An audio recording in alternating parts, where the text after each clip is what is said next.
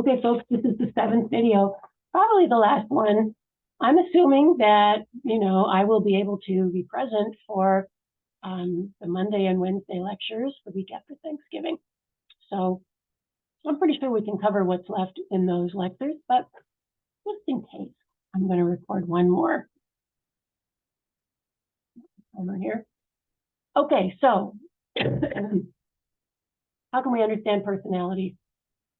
There are 4 psychological approaches that we're going to look at to understanding personality. There's the psychodynamic view, the humanistic view, the social cognitive view, and the trait approach. Okay? Let's start with the granddaddy of them all, psychodynamic theory. So this is initiated by Sigmund Freud, right? We go all the way back to Freud here. The emphasis is going to be on unconscious stuff, unconscious conflict. So Freud was a Viennese neurologist. He developed the first comprehensive theory of personality. Comprehensive means that it's able to explain any outcome. And he came to believe that many of people's problems were caused by unconscious conflict. So he believed hidden motives influenced personality. So the model we often kind of use here is the iceberg. This is sort of a metaphor, right? The conscious level of mental activity is the thoughts that you're aware of. That's the little piece of the iceberg above the water. But there's this giant piece under the water that we don't know about, right? That makes up most of the iceberg. So it is with the psyche, the mind. The conscious part is just the tip of the iceberg. There's this huge behemoth below the surface, which is mostly unconscious, okay?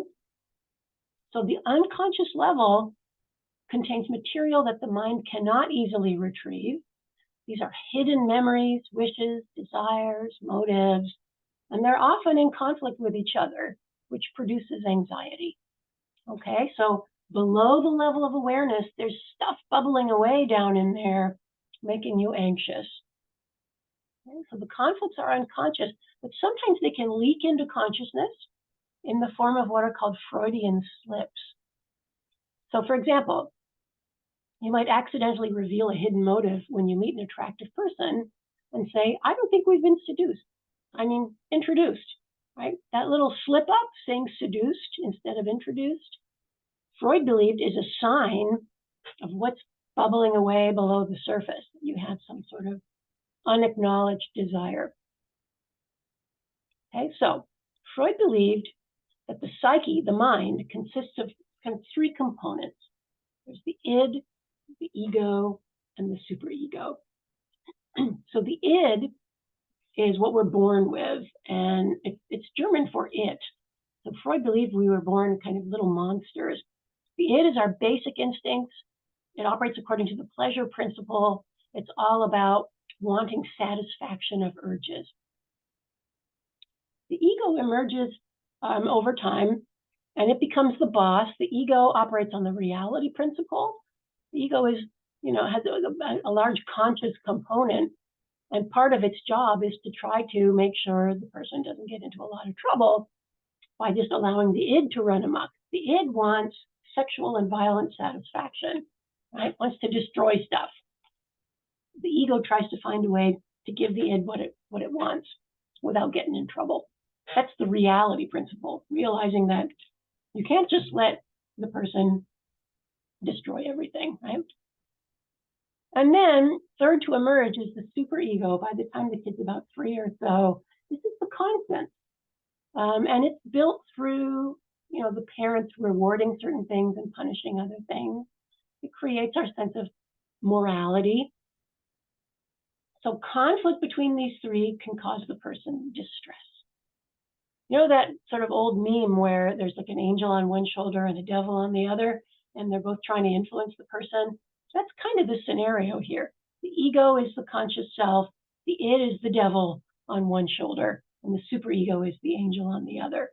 Although, as we will see, the superego is not necessarily good. Conflict can cause distress, right?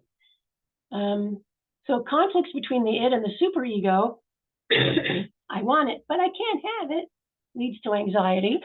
And then the ego copes with that anxiety with various tools that it's got, which are called defense mechanisms. These are strategies that the mind can use to kind of protect itself from the awful truth about life and oneself, right? So, for example, rationalizing bad behavior. Rationalization is a defense mechanism, and it helps to alleviate anxiety, right? Saying to yourself, I only cheated on a few questions. I knew most of the answers anyway. That's rationalizing away how bad it was to cheat, so you can feel better about yourself. Okay. So, in the modern world, a lot of influential scholars have modified Freud's ideas. They've taken some of his ideas and tweaked them. We would call those folks neo-Freudians. Neo means new, right? So contemporary neo-Freudians focus on social interactions, especially kids' attachments to their parents.